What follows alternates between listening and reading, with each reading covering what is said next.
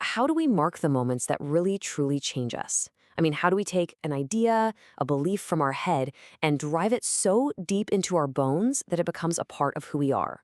Well, today we're going to dive into the incredible world of ritual to understand exactly how it transforms us. And let's start with this really profound question from Richard Twiss, a Sikangu Lakota man. So when he became a Christian, he was basically told, hey, you got to ditch your native culture. But he pushed back with this question that honestly gets right to the heart of what we're exploring. How can your faith and your culture coexist? How can they maybe even make each other richer? Richard's journey really brought this huge conflict to light. The kind of discipleship he was offered was all cognitive. It was about reading, studying, changing how he thought. But his culture, a high orality culture, was all about experience. It's about doing and feeling and living out the truth. And this just left him with this nagging feeling that something absolutely crucial was missing. But what exactly was missing?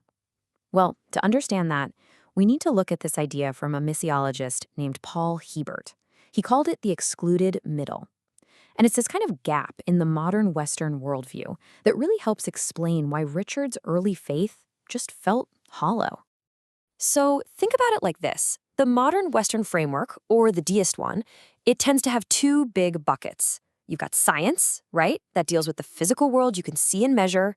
And then way up top, you have high religion for those ultimate, huge questions, like what happens after we die? But look closely.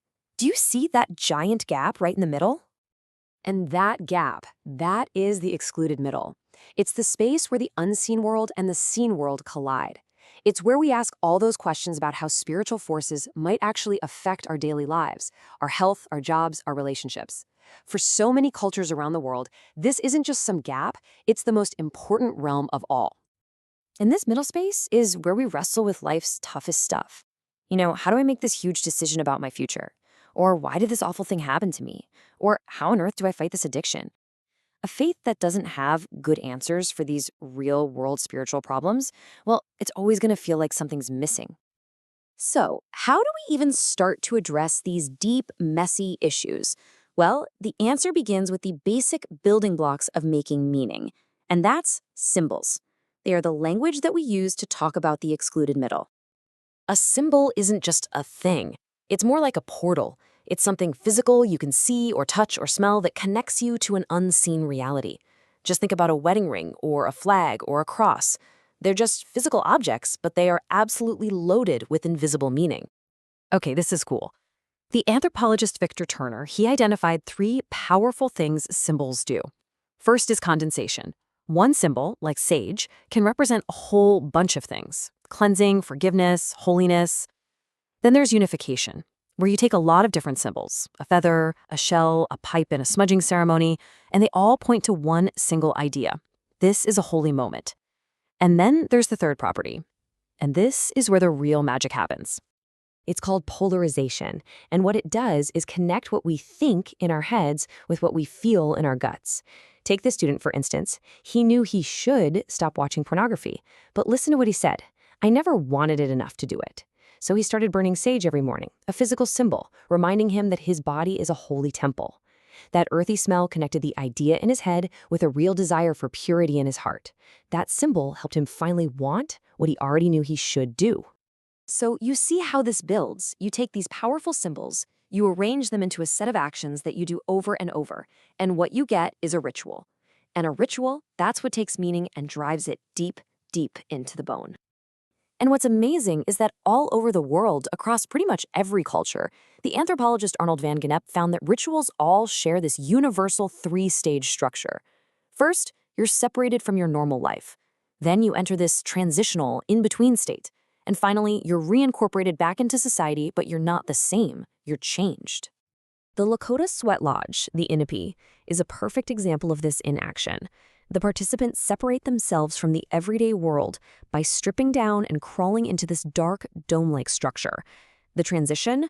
Well, that happens in the intense heat and the total darkness, where songs are sung and deep truths are shared.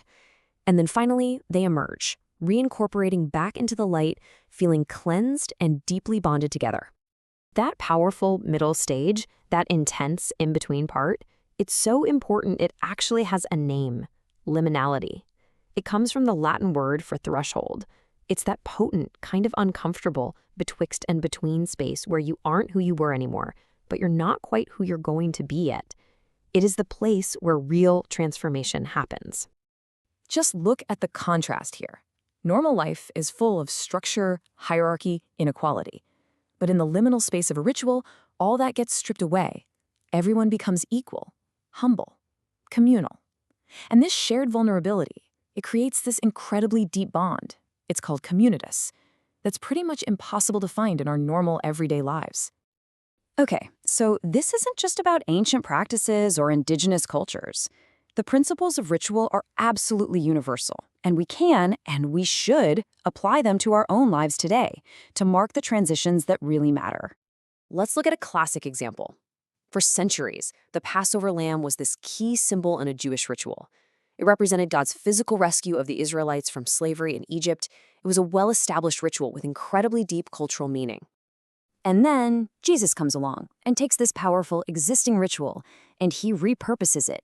He reinterprets the symbols, the bread, the wine, the lamb, to point to a brand new spiritual reality, his own sacrifice. I mean, this is a masterclass in how rituals can evolve and grow while holding on to their power. And here's a modern story.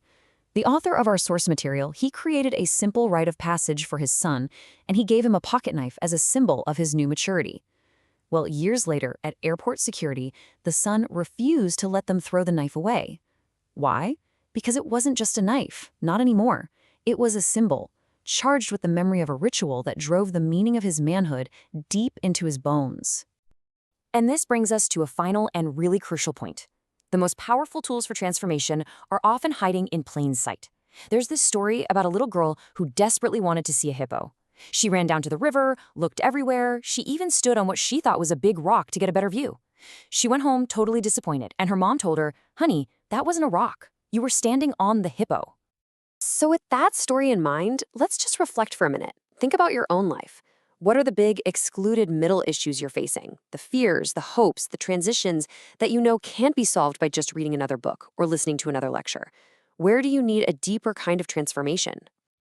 And what are the building blocks for that change that are already in your world? I mean, what objects or places or simple actions are already charged with meaning for you? Is it a family heirloom, a favorite hiking trail, that weekly meal you share with friends? And once you have those symbols in mind, what about life's big transitions? Starting a new job, a kid leaving for college, recovering from a loss, beginning a new chapter. Where could a deliberate, symbolic act, a ritual, give you a sense of meaning and mark that moment in a truly powerful way? And so finally, let's go back to that story one last time. What are the powerful opportunities for making meaning? What are the hippos that are right there under your feet, just waiting for you to recognize them? The answer to that? Well, it just might change the way you live.